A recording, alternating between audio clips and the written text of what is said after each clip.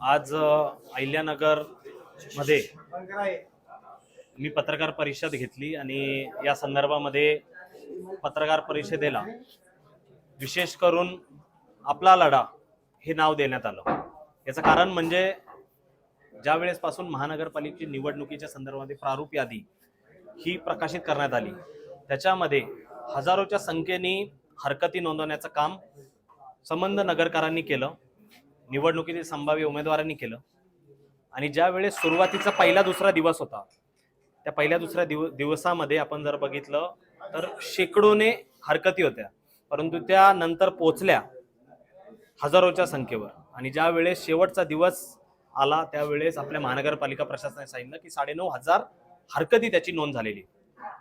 शेकडो नावं ह्या प्रभागातून त्या प्रभागात गेले। त्याच्यानंतर आता 3च दिवसापूर्वी दुसऱ्या मतदारसंघातली श्रीगोंदा विधानसभा मतदारसंघातली 4,381 नावं त्याची हरकत शेवटच्या दिवशी आम्ही घेतली। निवडणूक जे मुख्य निवडणूक अधिकारी आहेत आयुक्त यशवंत डांगे यांना भेटून, आयुक्त साहेबांना भेटून आम्ही ती हरकत नोंदवली। पहिले तर आम्हाला ते आमच्या एवढ्या मोठ्या हरकती स्वीकारत नव्हते, परंतु आम्ही देखील त्यांना विचारलं की ज्यावेळेस तुम्ही एखादा निवडणुकीचा कॅम्प आयोजन करता मतदारांचा, त्यावेळेस तुमचेच BLO, आपलेच BLO त्याच्यामध्ये गठ्ठ्यामध्ये नवीन मतदारांची नोंद होती आणि ते गठ्ठे स्वीकारले जातात, मग आमचे का नाही गठ्ठे स्वीकारत? त्याच्यामध्ये मग ते आमचे असलेले हजारोच्या संख्येतले दुबार नावं जे नगरमध्ये आलेले आहेत त्याची हरकत आम्ही नोंदवली। आता 10 तारखेची आम्ही वाट बघत आहोत।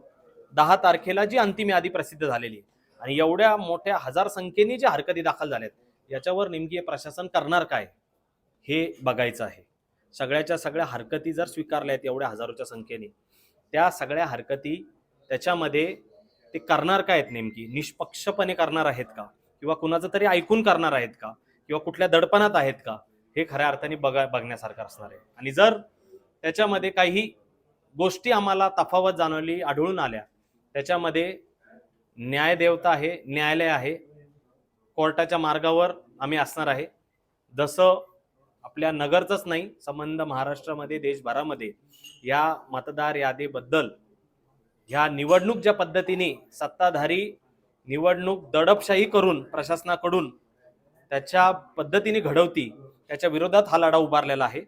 हा लढा असाच चालू ठेवू आणि हा मरेपर्यंत आम्ही हा लढा, जर यांनी अशाच पद्धतीने निवडणुकी घेतल्या तर याच्यामध्ये किती दिवस एखादा वोट चोरी करल, मतांची गफलत करल, हे आम्हाला देखील बघायचं आहे।